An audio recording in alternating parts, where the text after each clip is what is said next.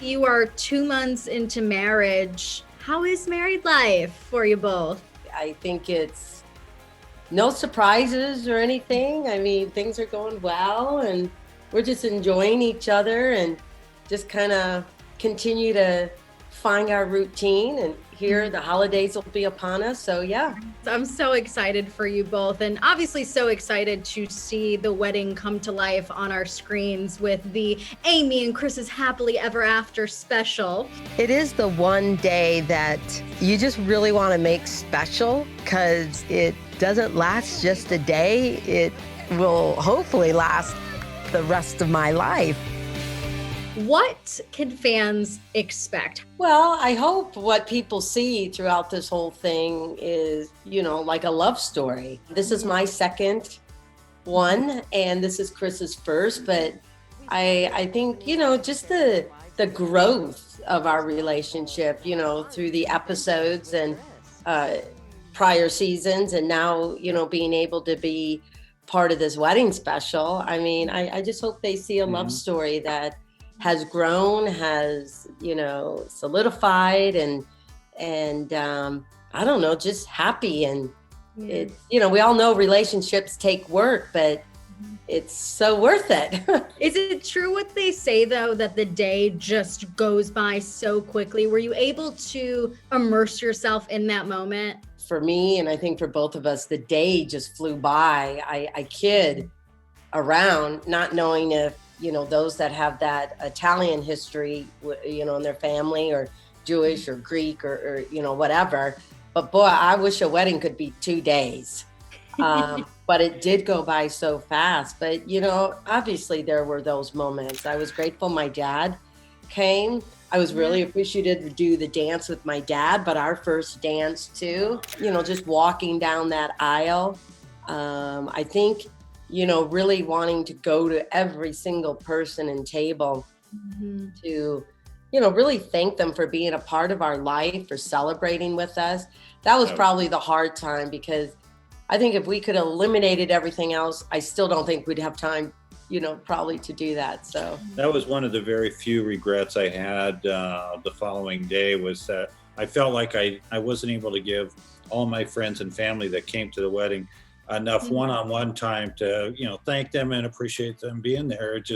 There just wasn't enough time. And we only had 150 people, but it still didn't feel like we had enough time to visit with everyone. But I'm looking forward to watching the special, just so that we can relive it again and maybe see some things that we missed, The kids were there, the grandchildren were there, everyone kind of played a significant role. How great was it just to have everyone in one spot, surrounded by so much love? Well, I was really appreciative that my kids, said yes to having Ember be our flower girl, Jackson being our ring bearer. And I, of course, got to see them before all of that. But I'm a little jealous of Chris, because he's there up, at front, was able to see the two of them walk down the aisle. And I'm like, oh, I wish I could have been there just to see this cuteness, And that was the favorite part of the whole day, to watch the grandkids come, Ember doing the flower girl thing, and Jackson, the ring bearer, and Ember was cute. She's sprinkling flowers and tossing some on Jackson as he's walking next to her. And then watching, the music started and the barn doors opened, and then Amy came out, and that was my first look at her in the dress. She gave me no clues, anything about the dress. I didn't know what to expect, but she looked gorgeous. And then it was very special to have her dad hand her over to me. That was that whole march, the kids and then her from the barn up to the gazebo where we did our nuptials. That was the favorite part of the day for me. Chris, how is it being a stepdad for you to these children, and then also just having the grandchildren around as well? Well, the kids are way too old to consider me a stepfather, and Amy has a special name as a grandma, Mimi. I don't think I'll ever have a special name. It'll still all be Chris, but I enjoy being a part of that family, and I'm so grateful that they've all seemed to accept me, and I just look forward to the years ahead, just getting closer and growing together.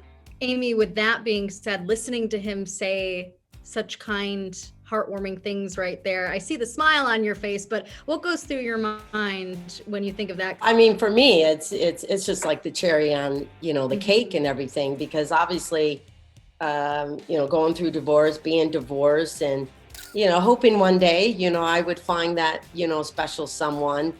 I wanted to be somewhat prepared and mentally prepared that I may love someone, but it won't be guaranteed that my kids will like who their mom chose, or, the grandkids and stuff. So my heart is just overflowing with such, thankfulness and love that, over the 5 years that we've been dating and knowing each other, the kids have been able to get to know Chris, and, mom's going to be okay. She picked a great guy, and for them to be so accepting of him and embracing him within the family and everything, I'm overjoyed, really, because family and my kids are everything to me, and to be able to share that in such a way with Chris and have him feel like he's a part of it too, because he may say, forget this mess. But I'm thankful that he feels he's a part of it and can be a part of it and stuff like that. So I'm very happy.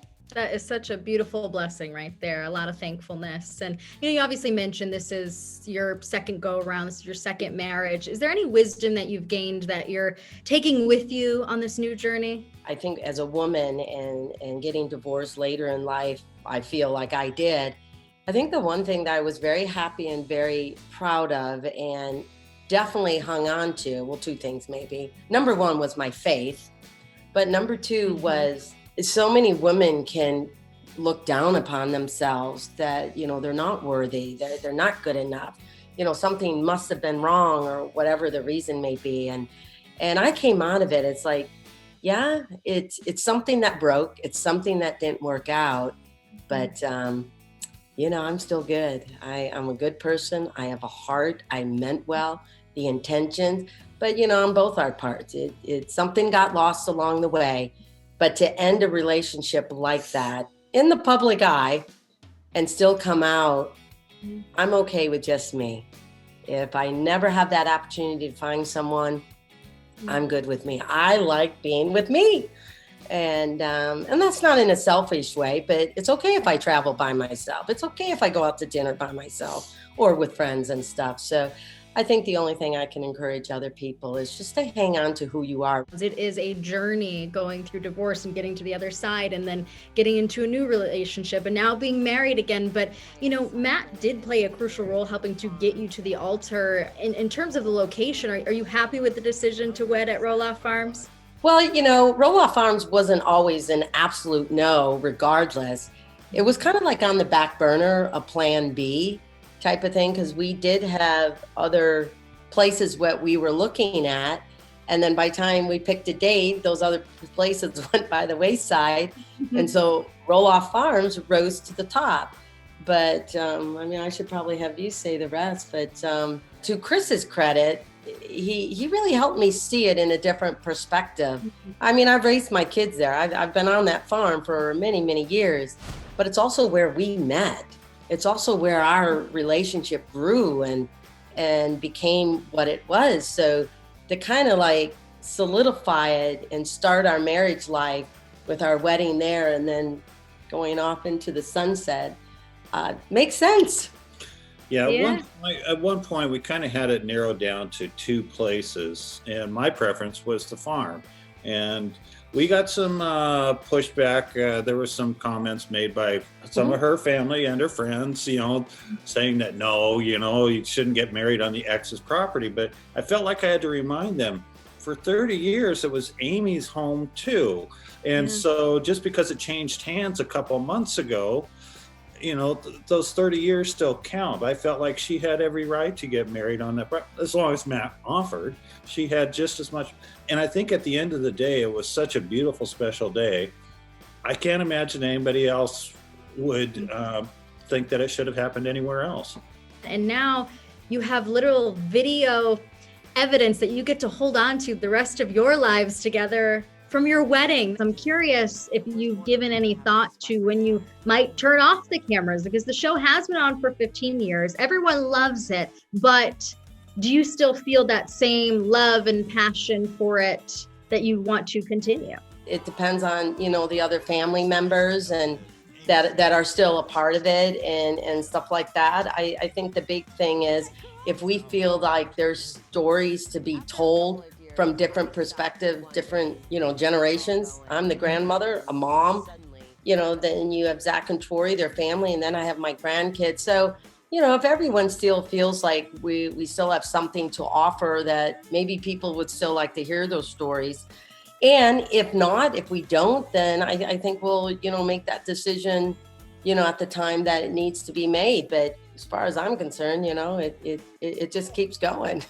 Well, we just signed up for 2 more seasons, and who knows what's going to happen after that. So I think for me, it's kind of fun to have that video catalog of our journey, our life, just to have those moments that we can watch later when time passes. It's pretty special, so I don't mind carrying on.